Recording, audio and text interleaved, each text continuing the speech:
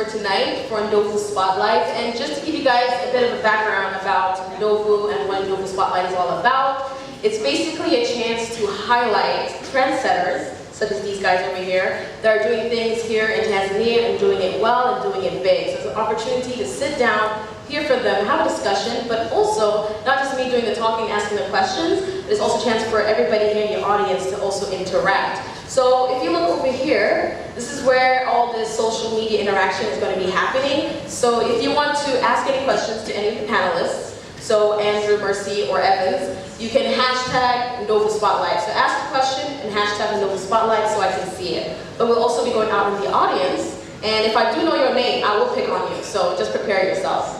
So let me introduce some of these guys over here. How you guys doing? Good. So I'm gonna start with funny man Evans. So Evans Bukuku. Evans Bukuku is somebody I run into a lot of times when I go into Choice. And he has a morning show, you do a lot of different things, he's a comedian, but I know you wear a lot of hats, so I want you to let the people know who you are and who is Evans Bukuku? Well, Evans Bukuku, a man of many talents, but keeping everything very, very simple and enjoy everything that I do. And we have Mercy over here, the beautiful Mercy. And she makes some good ice cream, just let me tell you. So Mercy, who is Mercy? Mercy is a dreamer. She enjoys what she does. And I eat a lot of ice cream. Every day. Good answer.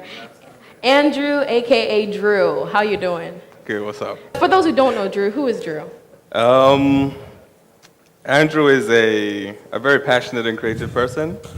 I like to think a lot. Sometimes I overthink.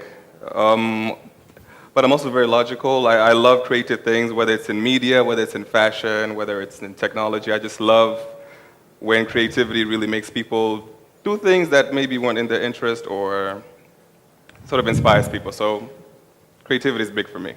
Awesome. So I'm going to jump back to Evans, and this is a question I know I've been wondering about, and I'm sure a lot of people have been wondering about, but how did you come into being a comedian? Because comedy is not that huge in Tanzania, but it has been growing, the past 5 years. But how did Evans start in the business? I'm going to start off by saying comedy is actually very, very big. It was very big. It wasn't formalized, so it was very, very haphazard, but how do I come into comedy? I've been a naughty boy ever since I was young. Very naughty. I used to walk around with lots of stuff just to create situations. But I didn't know how to... Huh? Like what? Like rats and roaches and... Oh, dear. We good. So I used to have these scenarios in my head, like what if? At the same time, every time I come to meet up with my friends, I have something new to bring to the table. But as time went on, it's not something that you go to your father and say, Dad, I've been thinking. Yes? I would like to be a comedian. I want to be a comedian. That typical African father, like, okay. Do you know how much I pay for your school fees? So it was definitely like a non-starter. But as time went on, I kept on following up on comedians, getting inspiration from various stand-up comedians, sitcoms, someone like Rowan Atkinson who plays Mr. Bean. So many different comedians in different fields. That helped me. And cartoons, of course, cartoon freak. So eventually the time came through. I said, you know what? Someone said, hey, man, we've got something going on. Why don't you come and do some stand-up comedy? Didn't have a clue as to what to do. But I'd watched so much stand-up comedy, I said, I can do this. Now you do. That's what it takes. The fact that, you know what? I think I can do this. In Atosha. The rest follows. Okay. Yeah. Nice. So, Mercy, moving on to you. So tell us, how did the whole ice cream business become what it is today? Because your ice cream is pretty good. So how did you dream up this whole business? How did you decide, you know what, I want to start selling ice cream? The whole idea started with chocolate. I wanted to do chocolate. Towards my university, as I come out the station, there's a chocolate shop.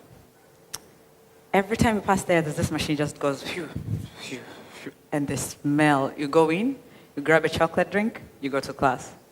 And I was like, how about I do this? Then took a course, learned. Took a course in making chocolate? Yeah. It's a course on how you can make chocolate. Okay. I figured out you need to stand for 8 hours for 3 days a week for it to come out that good. But I was learning from a perfectionist. He's a guy who makes chocolate for the king of Dubai or something. So I was like, this I'll do later. It's not good. But my other part-time job when I was in London was to take kids that come to exchange programs in London. I was taking some Japanese kids, some Chinese kids around. That was my job, and some Spanish kids as well. But every time after every museum tour, we stop at an ice cream place. So Leicester Square, Covent Garden, there's so many parlors of different sorts. I just had the tube light moment there, and like, why there's no all this in Dar? And my first question was, it's always raining here, it's always cold, there's only 3 months of summer. And in Africa, it's always summer. Then there should be parlors everywhere.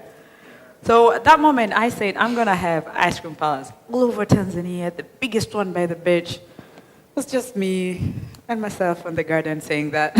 So this was just a dream? It was just a dream. Point. Yeah. Okay. But then also within me, I also knew that I do not want to work for anybody.